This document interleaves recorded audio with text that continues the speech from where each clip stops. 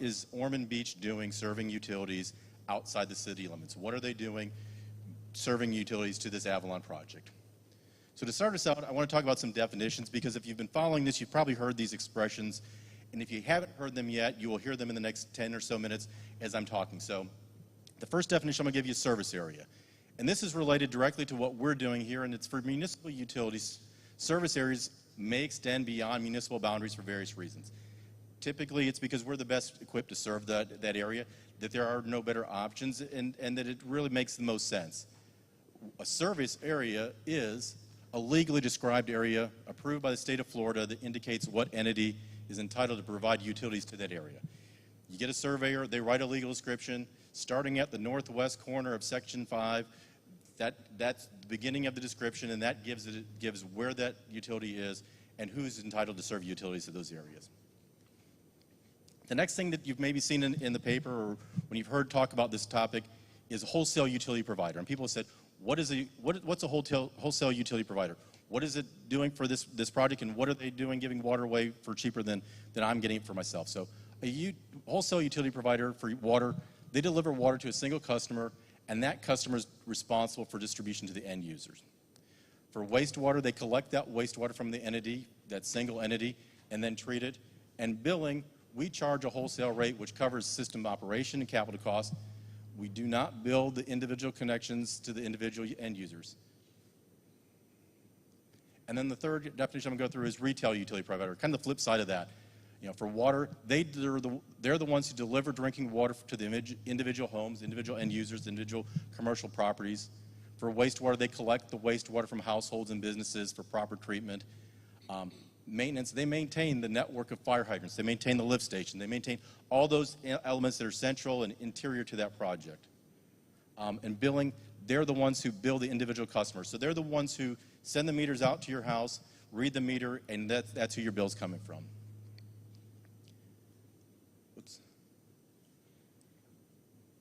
We're going to talk about a couple different things here also, interlocal agreements and service areas. And that's kind of the crux of here, and I'm hopefully not too going to confuse anybody, and if I do, I'll try and slow down. Majority of the people in this room, would venture to say, are our typical user. They're the ones who live within the city of Ormond Beach, who have a meter that we read, get a bill from the city of Ormond Beach. We do have other relationships and other customers. They're a little bit atypical than the 20,000 plus people that we serve. One of those is through interlocal agreements. Those are agreements that provide backup measures and shared resources. They're there for those emergency situations. They're theirs to make sure that utility continuity goes through, and that if something happens at our plant or with a water main, that we can continue to serve you. We've got one with Daytona Beach already. That's a very important one to us. So we know that if something were to happen to us, we can rely upon the city of Daytona Beach, and they can provide water to us in the event that we are unable to provide water from our facility. We recently did an interlocal agreement with the city of Holly Hill for reclaimed water. We've been trying to expand our reclaimed water and make sure that our reclaimed water system is reliable to all of our customers. We have the opportunity now to take some of their excess reclaimed water. And we're currently in the process of beginning construction of an interconnect with Volusia County in one of their facilities up at Halifax Plantation. This will give them that redundancy in the event that something happens to their plant. These are the kind of the right things that you do to make sure that as municipalities, as utilities, we're able to help one another, we can rely upon one another, and we're able to provide continued service. The other type of thing we have are service areas that are outside of our city. That provides utilities to other areas that aren't otherwise feasibly served. North Peninsula is our perfect example of that. That is an area inside the county that we provide water only to. Timber Creek Utilities, we provide water to that. That's a wholesale agreement as well. So they have a utility there solely for Timber Creek. We provide the water that they didn't distribute to their customers. We have an agreement with Flagler County to provide water and sewer to Hunters Ridge. And then the one that we're mostly going to talk about tonight is Avalon Daytona, which is a wholesale water and wastewater agreement. So I've got a lot of the definitions out of the way here. Hopefully we can kind of smooth through from this point. What will Ormond Beach provide? We're going to provide wholesale water. That's water that we're going to provide to the city of Daytona Beach at a limited number of metered connection points at the Avalon Daytona boundary, typically along State Road 40. Daytona Beach will, from that point, they'll maintain service and distribution network and bill the individual users. So all those pipes that are interior to Avalon, those are the property, those are going to be dedicated to the city of Daytona Beach. They're going to be ones who maintain those. They're going to have the responsibility of metering, reading the meters and billing the customers. We also provide wastewater treatment, or will provide wastewater treatment to this development. We're going to collect it from Daytona Beach in a similar manner at the boundary at a limited number of connection points. Daytona Beach will maintain the system with interior to that project. So they're going to maintain those lift stations, those pump stations. Everything that gets it to that point is the responsibility of Daytona Beach to maintain. We are not providing reclaimed water. It's not provided for in our agreement. Daytona Beach has the opportunity to provide that should they so choose. But this also gives us a little bit of a kind of a half glass full and half empty proposition. We will be able to take this water that we're processing as reclaimed, as treated wastewater, and provide it to our customers within city limits as reclaimed water. So it gives us another source for reclaimed water as well. Here's the big question I think that everyone has asked: why? Why are you doing it? The story really begins about 40 years ago, and it's a long story that kind of got to this point. Not always pleasant at times, but I think that we've gotten to the right level. So there was a water and sewer agreement that goes back to 1981. And why was that agreement needed? Well, in the early 1980s, Daytona Beach and Ormond Beach were expanding towards one another. And at that point, needed to determine who was going to serve those areas. Where was the extent of Ormond Beach? Where was going to be the extent of Daytona Beach? And so an agreement was needed to set that service area and those boundaries for expansion. Here's a lot of whereases, and there's a lot more whereases that came after this, but this is the agreement that was the start of that agreement and where that all began. That agreement started with drawing a line. And this is a line, this is that first line. And that line, everything to the north of it was Ormond Beach, everything to the south of it was Daytona Beach. And once you meet, that's kind of where you start to have some other things. But if you stay on your side of the line, we're happy with you. And if I stay on my side of the line, I'm happy. You're happy with me. That was later amended in early 1991 to take it further out west. That yellow section kind of takes it through this property, through what was at the time Consolidated Tomoka Land Corporation's property, out to the western edge of this, and then a little bit beyond. Here's a zoom in on that of where you can see Breakaway Trails entrance. There's the FPNL easement, Granada Boulevard, I-95. So it kind of gives you a little bit of a zoom in of where we're at. Like any agreement, like anything through history, things change. There's needs for modifications. Development occurred, and some of those developments that have occurred over the years that have been on the borderline, that have created some little bit of friction and some question marks, have been Aberdeen. This project is one of them. This project was eventually, in 2002, it was annexed by the city of Daytona Beach. And that resulted in some legal dispute between the cities of Daytona Beach and Ormond Beach. The result of that was a 2006 settlement agreement that provided for Ormond Beach as being the wholesale provider and Daytona Beach as being the retail provider, kind of splitting the baby on this one.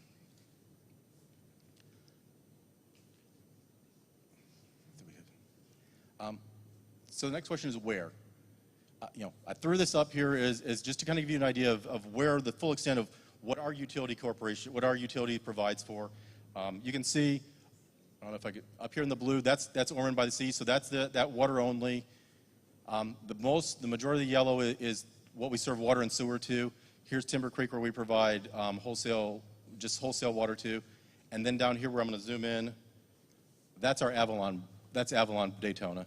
And you can see that it is our wholesale water and sewer, straddles the line, and that's really the answer to where. So the next question I think that we've heard a lot is how. How is Daytona Beach, how is Ormond Beach going to serve this project? Anytime that you bring a project into a city that's currently roughly 42,000 people and you're adding a potential of 20, 25, 30,000 people, the question is how? How do you expand to that degree? And so how do we begin? And really the best place to start is through planning. We are currently in the process of updating what's called our consumptive use permit. That's our permit with the St. Johns River Water Management District that gives us the water that we're allowed to withdraw from the Floridan aquifer. That permit is set to expire in, I think, 2024. we knew that the importance of this project, the magnitude of this project, it was important for us to get a head start on that. So we're in the process. We've met with St. John's. We're getting ready to apply for that renewal. And we're going to include the projections from this project in that renewal to make sure that we have enough water to withdraw for day one of that opening, as well as throughout the project opening. That's our goal. The next thing that we do to prepare and to begin this process is through engineering. We've got a utilities master plan, and that governs the projects that we do. That governs how we take the future, every step of the way that we take. A big part of that utilities master plan has been our model. We've got a hydraulic model that models the entire system. We've revised that model to include Avalon Daytona Beach and its demands. And in doing that, it provides us a snapshot of how new development works and the impact on the existing system. And not just how it impacts Avalon Daytona, but also the existing portions of Ormond Beach that are served by this. We want to know how this project is going to affect Hunter's Ridge, Breakaway Trails. We also want to know how it's going to affect Ormond Lakes, how it's going to affect Chelsea Place. Those are questions that come up, and those are the questions that our engineer helps us to answer give us assurance. The big thing that we get out of it are recommendations for improvements, as well as the timing to make those improvements. To be able to address a project that's going to bring 20, 25, 30,000 people, we couldn't manage making that accommodation on day one. We need to be able to step in. So by getting the information from the developer, we're able to plug that in there and get the timing right so that we're able to address those in the timely manner. So number one, it provides them the assurance that they need that they're going to be able to provide to their customers, and also make us sure that we can continue to provide service to our people. The last step that I put in there is working together, and that's a key for any project, is to make sure that we work with Daytona Beach, we work with Avalon, we work with the Water Management District, we work with the DEP, we work with all the agencies involved in this to make sure that everybody's on the same page and that we can keep this project going smoothly and address those needs as they come up. Here's another question that we hear. How is service to Avalon Daytona paid for? That settlement agreement had included in a couple different things, and it dictates, and I'm looking at it from the City of Ormond Beach perspective here. It says what Daytona Beach will pay for. They're going to pay us a rate. They're going to pay us a prevailing rate, wholesale water rate to Ormond Beach. Part of the way that we get to that point is we're in the process. We did in 2006. There was a rate study done. There was a report that was done that determined what that rate should be. We've already talked to Daytona Beach, about working on updating that to 2021, 2022 terms. I think that's an important part of this, is to know what's fair to Daytona Beach to pay and what's fair for us to expect to receive. Fees. The agreement provides for that prior to or at the time it issues building permits, Daytona Beach shall pay per unit development fees equivalent to Ormond Beach then current water impact fees to the city. So they're going to pay us the impact fees that we would receive. We're going to receive impact fees that are going to provide for the impact that this development is going to have to our system, to our plants. And then there's the last category. It's the third revenue stream, calls for improvements, and it calls for Daytona Beach to pay for any improvements to Ormond Beach's existing water transmission facilities that are not paid for by impact fees that are necessary to serve the area.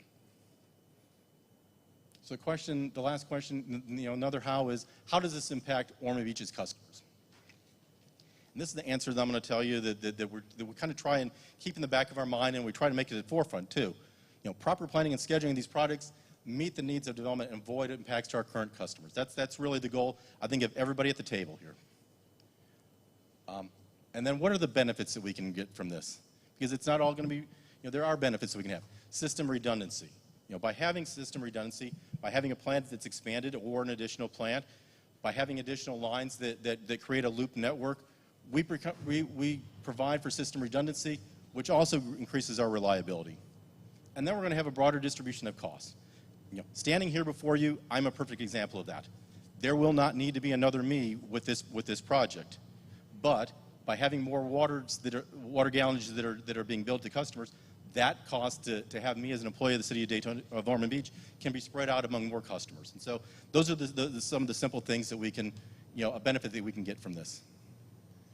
How is the project impacted if Ormond Beach does not provide utility service? And, this is a point that I think that we need to stress. The Avalon Daytona project will move forward. The agreement that we have provides that in the event Ormond Beach is unable or unwilling to serve as a utility provider, Daytona Beach will serve as the utility provider. There is an avenue for this project to move forward.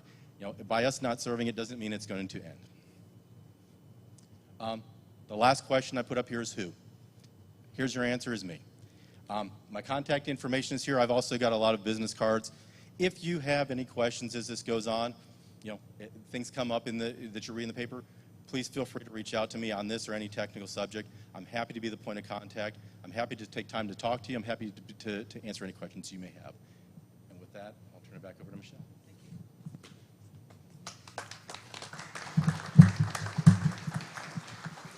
I think Sean is a real wealth of information. He knows his stuff, and I do think if any of you have questions, again, this is a good time to remind you, if you put those into the fishbowl, we'll be pulling those if you have any questions. Again, we really appreciate the feedback from the first meeting, because that was a question even at the first meeting. Who's going to pay for it, and what happens if Ormond Beach doesn't provide the water? So we wanted to be sure we answered those questions for you. I didn't give Sean a proper introduction, but you all heard it from the last time. But I'll just remind you that he has been with the city since 2009. He was an engineer before being promoted to the city engineer, and that he has a lot of love for this community, and he has children that go to school here and at area universities. So he's a great resource, I think, for you in terms of Ormond Beach. If you have questions, he's very open to answering those and responding to those. So just wanted to be sure that we reminded you of that. The other quick thing that came up from the last meeting is someone said, well, why aren't we hearing from everybody else? Why aren't we hearing from all of our elected leaders and from the developer? The real issue is we want this meeting to be about your input. So we appreciate the support of the commission. In fact, the commission's the one who said we want to have these meetings. They directed that these meetings be held. Everything that comes out of this meeting is reported back to your elected officials so that they can help guide how Ormond Beach responds and how they deal with these issues. So I just want to thank the folks from Daytona and Volusia County and the developer and our elected officials who are here, but giving you all the chance to really have the floor tonight. So I thought that was important. All right, so I had talked a little bit about leisure services. Before we move into a discussion about what the impacts may be in terms of leisure services, I want to ask you guys a quick question. And Sean, do you have? Oh, there we go. Sorry, Robert. What we want to ask you is a little bit about what do you like to do in terms of recreation? If you'll grab your little polling instrument in front of you again, let us know what's your favorite activity. Is it walking, biking, indoor sports, outdoor sports, visiting the beach, or visiting the natural areas and parks? Give us your feedback on what do you enjoy the most? Yeah, you only get to pick one. Isn't that sad? Because I should have said all of the above, right? We should have had that choice as well. And if you change your mind, the last one you push will be the one that shows up. Okay, visiting natural areas and parks, far and away number one, all right? Next, it looks like it is visiting the beach, understandable, and then pretty much a tie between walking, biking, and outdoor sports. Not so much for the indoor sports for our crowd here tonight. Okay, so let me introduce now our next speaker to talk a little bit about the quality of life and what that means in terms of leisure services.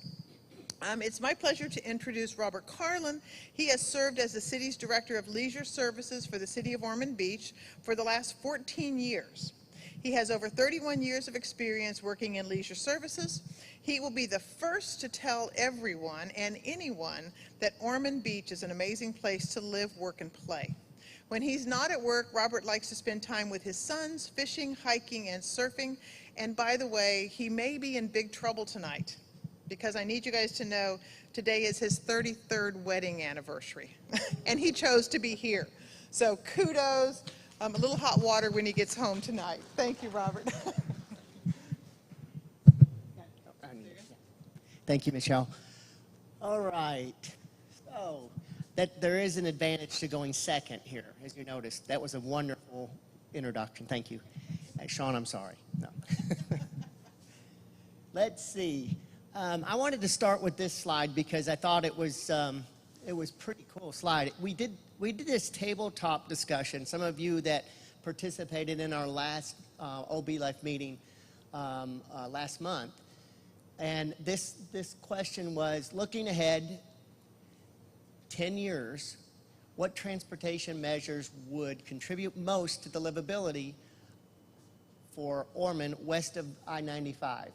And I thought it was pretty cool because, as you see, this popped up in this word cloud, which means the majority of the people picked multi-use paths. Now, I thought that was cool because that's right down my alley, right? But there was also something else in here that I wanted to show, and it was because the reason I wanted to show it was because no idea goes unlooked at, right? So there was, I went the wrong way. Let's try this again. All right, personal jetpacks. I thought that was a really cool idea, right? So I figured I'd make it part of my presentation. And with that, I'm gonna blast off and go to the first slide.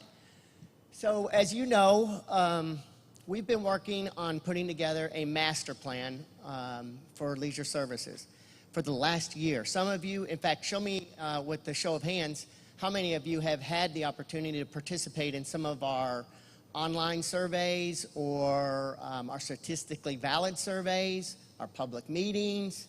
Yeah, it's quite a few of you.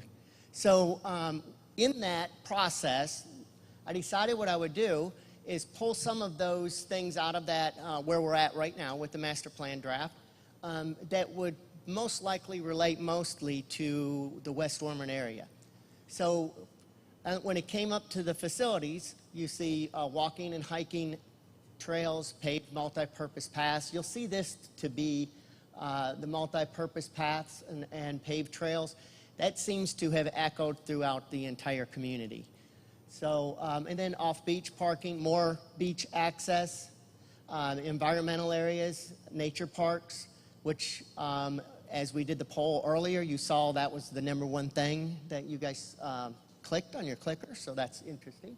And then when it came up to programs, adult wellness and fitness programs, more community events out west, and nature programs. So what we do as part of our master plan study, we got together with quite a few stakeholders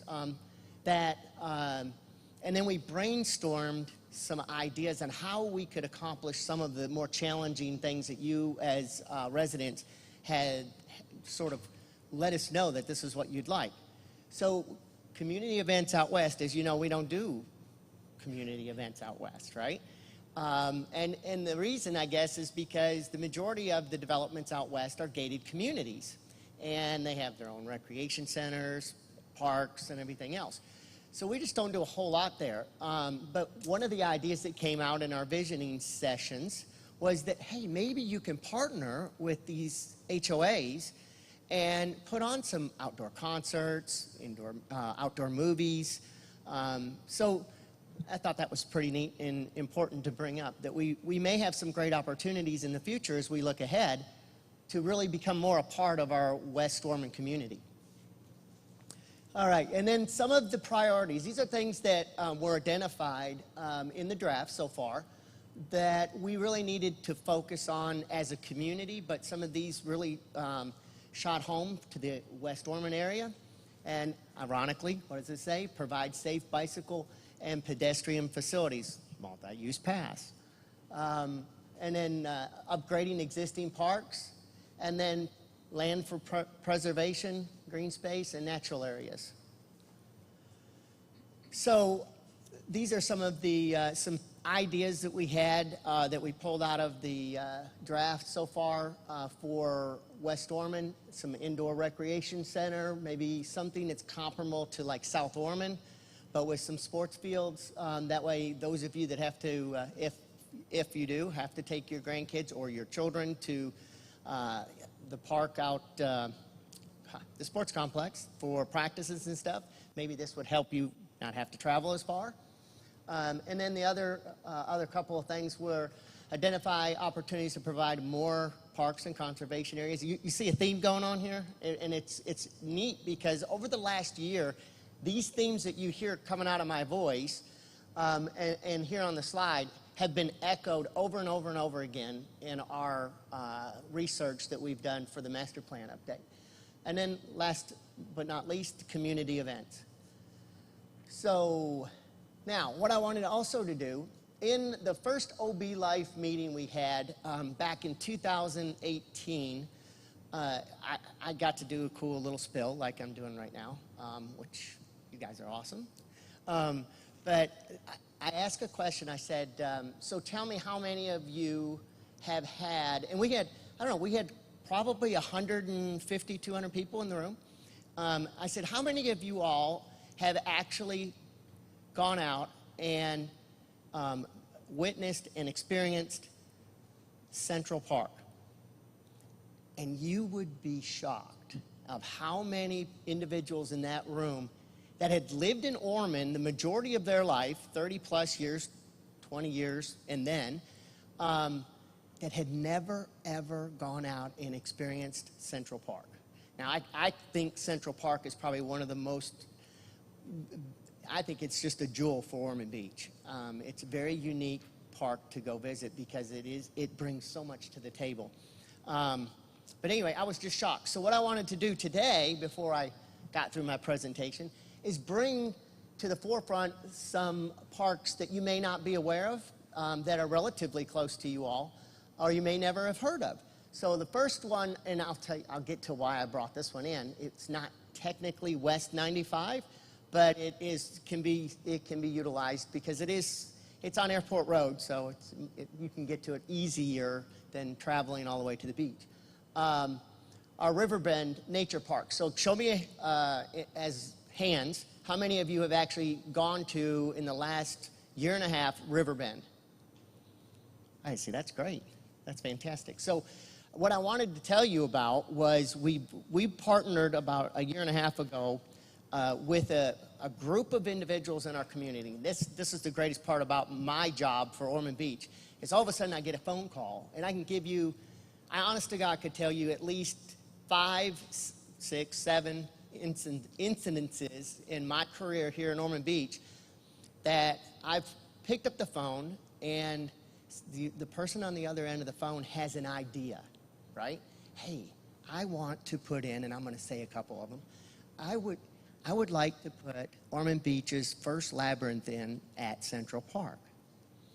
And they want to pay for everything. They want to do it all themselves. They got a group of people, and lo and behold, over the period of a year plus, there's a labyrinth out at Central Park.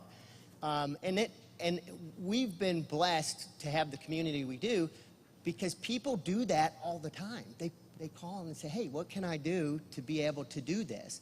And what we've done is created that path for them, help them get to where they want to go. Even if we don't have the budget for it, they seem to find a way to make it happen. And that's really cool, I think. It's really nice to see it start from ground zero. They may have no idea all the way through.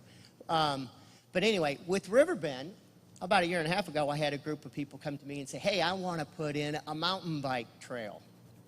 And I thought, oh, there's just no way. That's not going to happen, But they were very persistent, and they agreed we'll take care of it. It's, it won't hurt the environment at all. And if you guys decide you don't want it, then you just walk away from it, and it grows up, and you never knew it was there.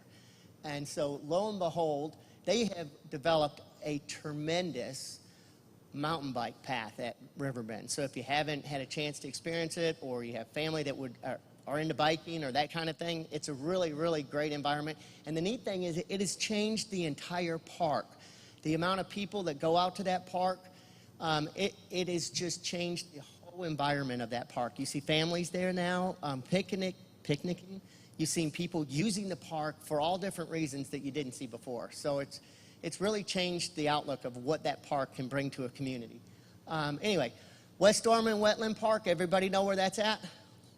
Nope. So we got this several years ago. It is about a 28-acre park that borders Granada and Airport Road. It's a little parcel of land. Majority of it is wetland, and then it has a pretty nice-sized pond.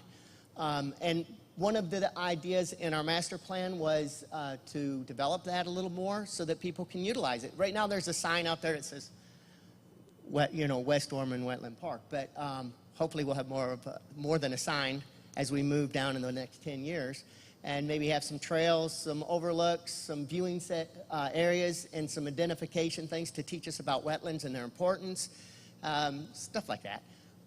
So, and then the last but not least, like I told you about Central Park not being known very well, Tiger Bay State Forest. How many of you have had a chance to go out and visit Tiger Bay State Forest? See, I would have never thought. That's fantastic. So anyway, I wanted to just bring it up because it's a tremendous resource in your backyard. I mean, it's people that live east Ormond. I say in your backyard, meaning close to your home if you live out west. East Ormond's a little further of a drive to get there. So I wanted to tell you a little bit about it. And before I started, I wanted to tell you why I thought it was important. As we know, we're here tonight to talk about Avalon Daytona.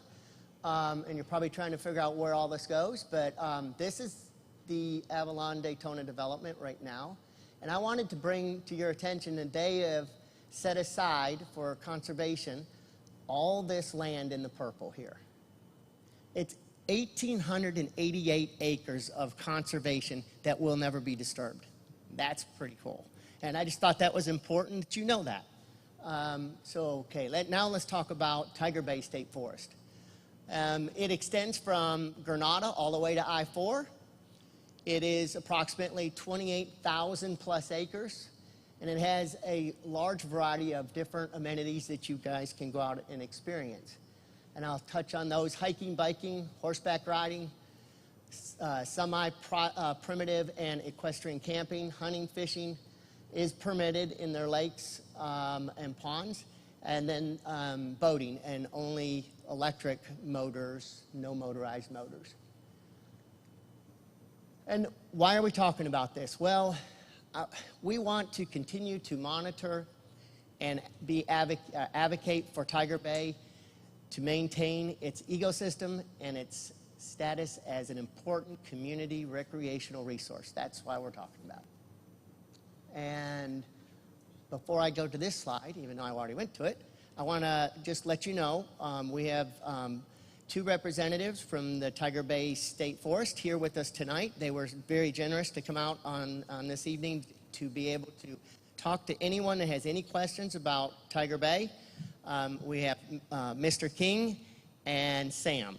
So feel free, once the presentation's over, to reach out to them. They're in the back of the room, and they'll be more than happy to give you whatever information that you may be interested in when it comes to Tiger Bay.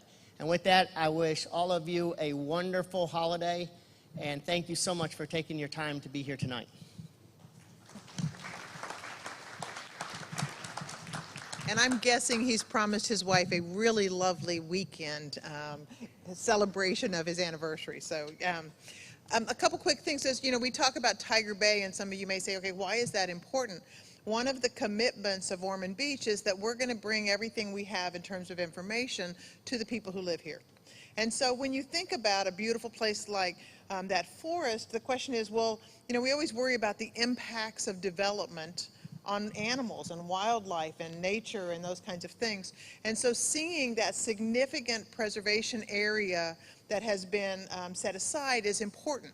That also is a mitigating factor. Those of you who understand and follow some of this, that allows certain benefits where they build other places, maybe in wetlands, that this mitigates the impact that it has elsewhere. So it's part of a strategy, but it also benefits, we think, that forest. So we thought it was important to touch on the Tiger Bay State Forest as well. Okay, so again, our whole focus is on quality of life, and Robert, we appreciate you talking about that. We're going to jump into public safety and police and fire. So an interesting question for you all. We just thought it'd be helpful to get some feedback from you.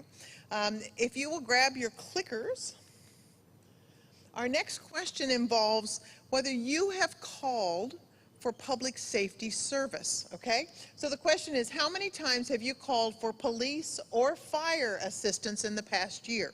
If you've called both of them, put them together. 0, 1 to 3, 4 to 6, or 7 or more times, okay? Police and fire, if you'd give us that feedback, that would be helpful.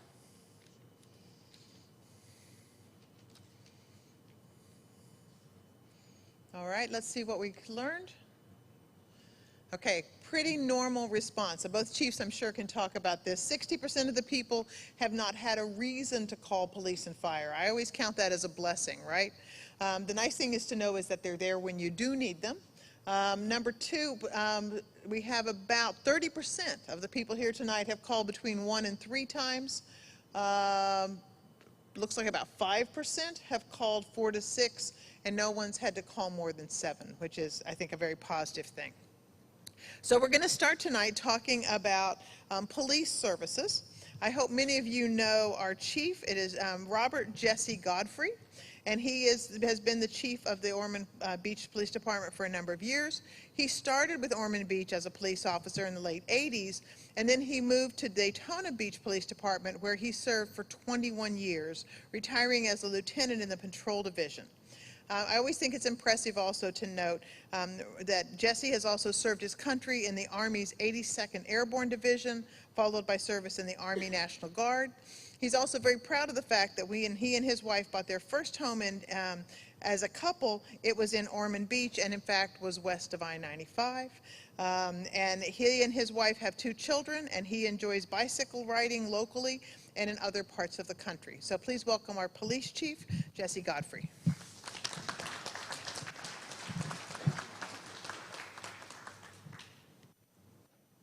Well, good evening, everybody. I'm Jesse Godfrey, and I'm your police chief, so thank you. It's an honor to be here. I see a lot of familiar faces in the crowd tonight, so thank you very much for showing up tonight. Before I get started, I just want to tell you that I'm blessed to work with some of the most professional and dedicated men and women that I've ever met in my life. And those people are police officers and employees of the police department, the civilians too. And they deserve that recognition, and I just want to let you know I'm blessed to work with them, and I'm proud of them every day. Thank you. So we'll get right into it. We're governed by state laws and federal laws and city ordinances, but we also have an internal document that we guide ourselves by, and it's called our mission statement. And our mission statement of the Ormond Beach Police Department is to enhance the quality of life in our community and protect our citizens from crime through the provision of effective, efficient, and responsive police services. Our direction as an agency will be determined in large measure through input from the community we serve. And I truly believe we do a good job of connecting with our community. We're guided by 3 main principles: courtesy, respect for the rights of others, and diligence in performance of our duties. And we're going to talk about that a little more later. So the police department, I'm proud to say, was accredited when I got there, and we're still accredited today. And accreditation is a process where we do best practices and standards, and we ensure the agency is following those, and then we get audited every 3 years by an outside agency. And it's a pretty rigorous audit. It takes a couple of days to get through. And as you know, as you can see, less than 60% of Florida law enforcement agencies are accredited. And again, I'm proud to say that I stepped in, and the people before me did a great job getting this started, and I'm just going to keep it rolling. Part of being accredited is that you have mutual aid agreements with your local surrounding agencies.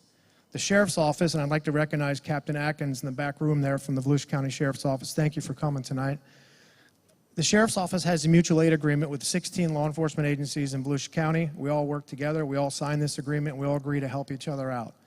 We all agree to help each other out in times of emergencies and unusual occurrences, and is primarily and historically used for when an agency becomes overwhelmed by something that it just cannot handle. Examples would be storms, catastrophic events, and most recently a manhunt when Daytona Beach lost an officer at the hands of a felon. But this agreement is not for calls for routine service outside of our city. We're not going to go handle calls for Holly Hill if they have police officers working there. We're not going to go handle calls for Daytona Beach if they have police officers that can handle that. This is for special circumstances. So our staffing right now, when we're up to staffing, is 71 sworn officers, and we have a breakdown of what we have here. We also have about 24 civilian employees that work in the building, and I'm sorry to turn my back on you, but I have to look at the slide. So we have 51 officers that are assigned to our 4 patrol squads, and we're going to talk about that in a minute. We have 9 officers assigned to our criminal investigations division, 5 officers assigned to our traffic. Those are the guys on the motorcycles that you love to see. 3 officers assigned to our support staff, and 3 officers assigned to our outreach. I want to talk about this capital equipment fund because this was something that was approved this year by our city commission. But it's basically, it's a set aside a percentage of the property tax to purchase public safety vehicles and equipment to ensure efficient and timely response. It's already been approved this year, and it was actually brought up in OB Life 2018. And again, I'd just like to thank our city staff and our city commission for getting this approved. This is going to enhance our response times to include the fire department as well. So we have some new technology advancements that we were able to get. Some of it was through grants. Some of it was through our law enforcement trust fund, which is our forfeiture fund. And some of it was just through regular planning. But we got some license plate readers. I know Commissioner Selby was in the room when we got this started at a beachside neighborhood watch meeting, essentially. And we used our law enforcement trust fund. But basically, we're trying to form a ring around our city.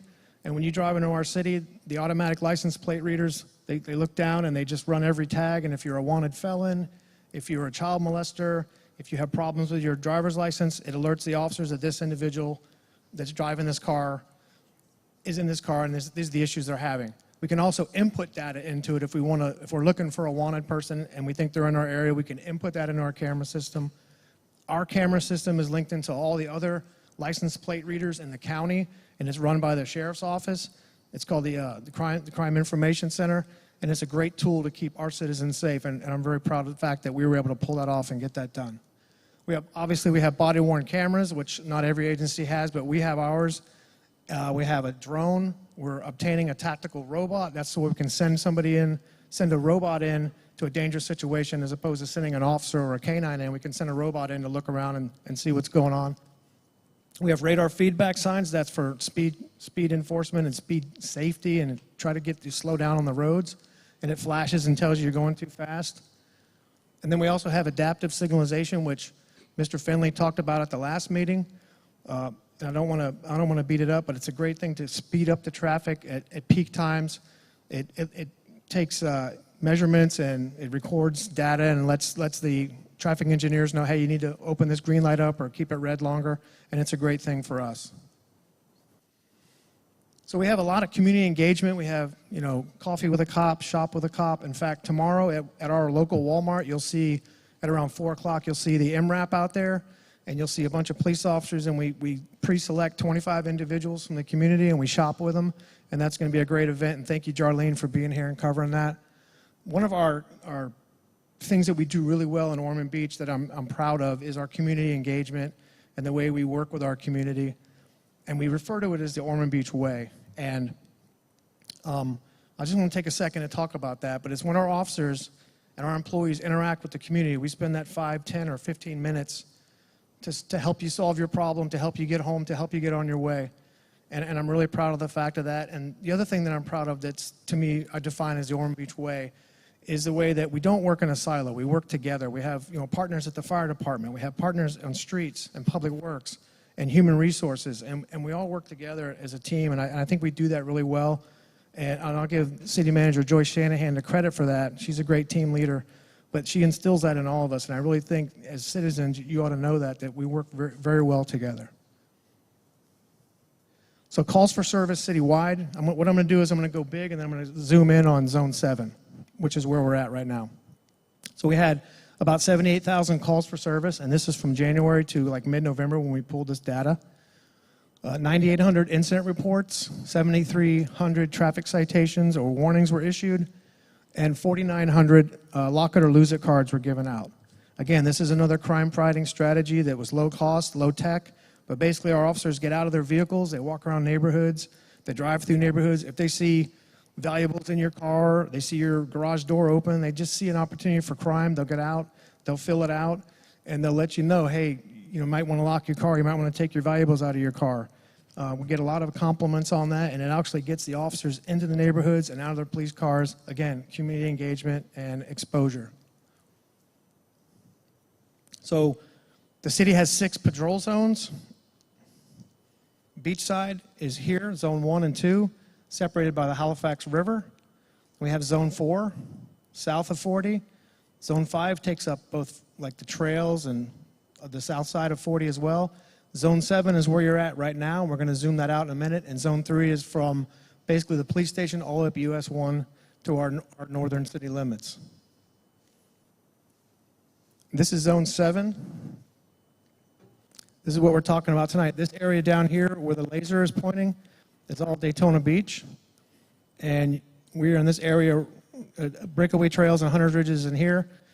And right now we're at the church and we're closer here to 95 and 40. Just to orient you.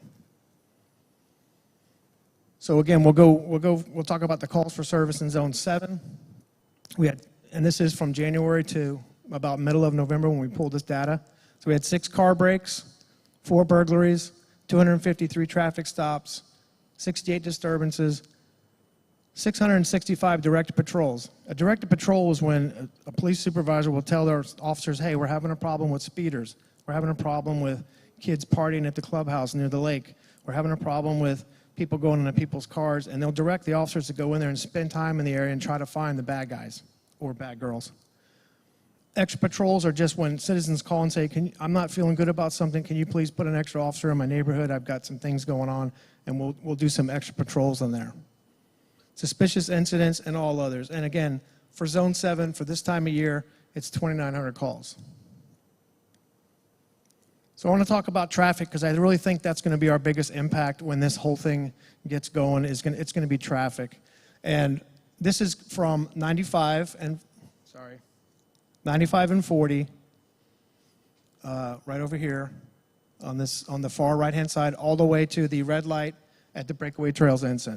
And then I'm going to break these down. So I'd prefer to see no dots on this map at all.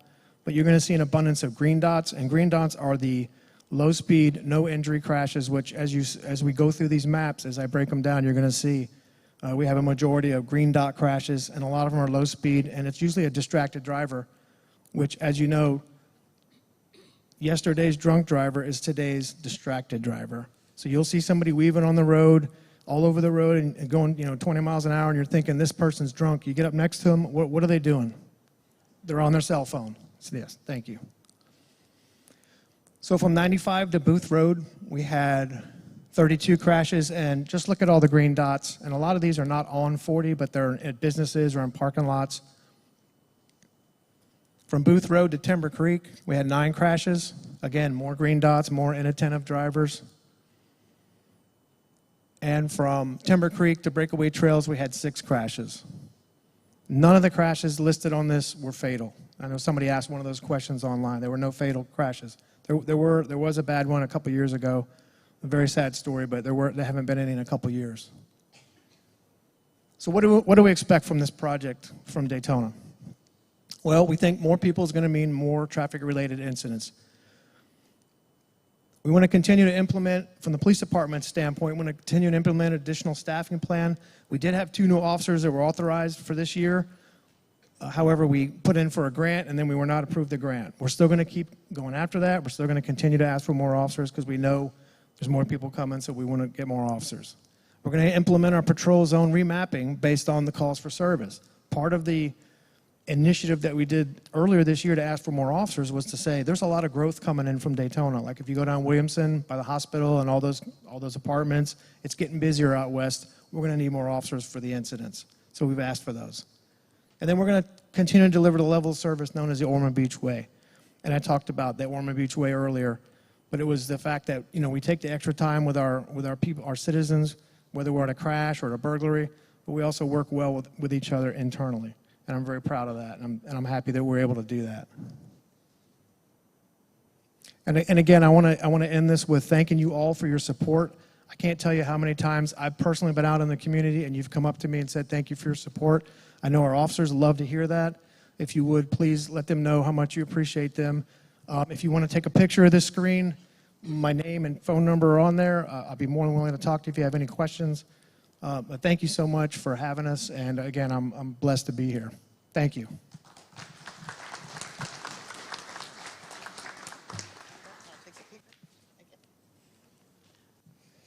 Okay, a couple quick notes for you. After we hear from the fire chief, we're going to have some questions pulled from the fish bowls on your table.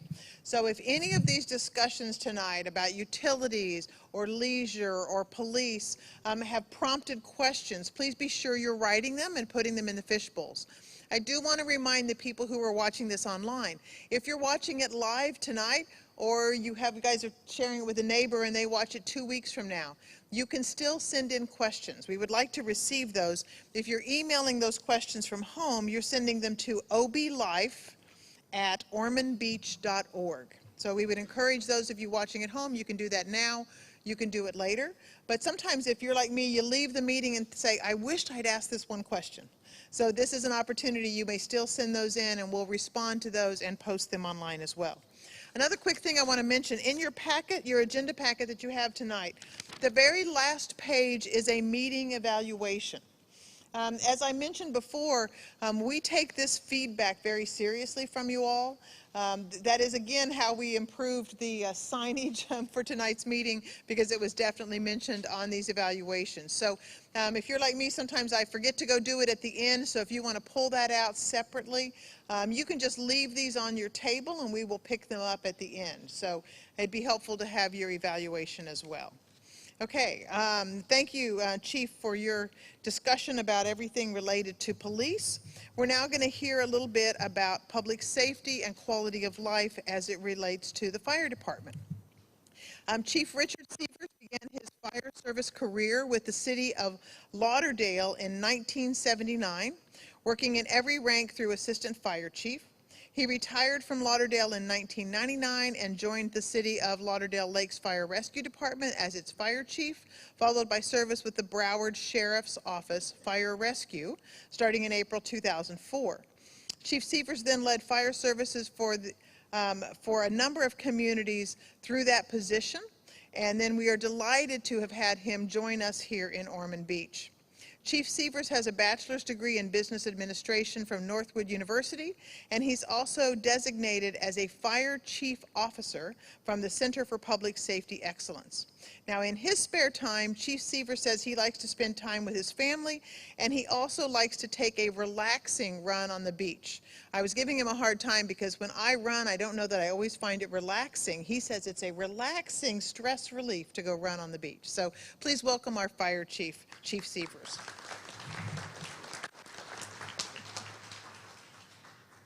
Thank you, Michelle. Appreciate that.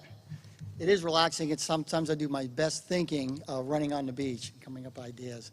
Thank you for all being here. I was here on the first OB Life. I think I was here for about 2 weeks at that point in time 3 years ago. So I learned a lot about Ormond Beach, and I learned a lot about that process at that time. So it was a great experience. But now we're really focusing on the Western community, and that's really what this program is going to be about today. I'd like to start with our motto. And our motto is courage, commitment, and compassion. And I can tell you that our people strive every single day to live up to this motto on every call and every incident. So we have this even on the side of our trucks. We have it in our training room. It's something, and again, it's probably part of the OB way. I would like to focus a little bit broader right now, just give you like a little overview of where we are and how many stations we have, and then we're going to go ahead and bring it closer to the Western community. Right here, obviously, this is Ormond Beach, so you see those stations here in red are Ormond Beach stations. This is Daytona Beach, and these stations in blue are Daytona Beach. And then when you see the black ones that are scattered throughout the presentation there, that's Volusia County. Let's get a little bit closer look. What is west of Interstate 95? In Ormond Beach, that's our station there. It's right off Airport Road, just west of Timber Creek. Again, this is Volusia County Fire Station. It's actually just north of Grenada. It's actually in Flagler County, but it's staffed by Volusia County. And then, again, the western station west of 95 in Daytona, it's Station 7. It's off LPGA. just west of 95. So we're really going to kind of focus on those 3 facilities that are there at that time. Oops, going to catch up. Let me give you just a little bit of an overview again of Ormond Beach. We're going to start from the east to the west. Oops, that works right there. You can see on our beach side, we have a station right on Atlantic Avenue. That's south of Granada. And then we have one right on Nova here. That's Nova Road. And again, south of Granada. We have another one on US 1, right on Wilmette. And then again, we're focusing on the western community here. Our station 94 is right there on, like I said, Airport Road. Now, this is how we staff our 4 fire stations. So each station is staffed with 3 personnel, 3 firefighters on 1 suppression unit. Now, most of the employees are paramedics, at least emergency medical technician, but most are paramedics. And then we work a 24-hour, 7-day-a-week service. It's always staffed as we move along. Let's talk about some of the incidents that we've had, and we're looking at the time frame of the year 2020. So when we talk about fire and hazardous condition, we had 568. Now, those are anything that deals with fire. Could have been a structure fire, could have been a vehicle fire, brush fire, 568 of those. This is citywide. Rescue medical, as you can imagine, probably that's our biggest call volume. We had 4,119 medical calls. Service calls, they're anything from like fire alarms or assist, if we're maybe assisting a patient up. That was 2,497. We got a lot of service calls for a total call volume of 7,184 calls for 2020. Now, I want to kind of focus again on Station 94. As I told you, that's our western station right off Airport Road. So our average call volume there, and I looked at the data for the last 5 years, was about 1,200 calls a year for service. So that's actually one of our lowest of the 4 stations. So we can handle some of the increased volume that's going to happen at this area here. Again, that's the first station that serves the western community. Again, less population, less call volume. That's kind of how it works. Now, we also have agreements. As we move forward, we have mutual aid agreements.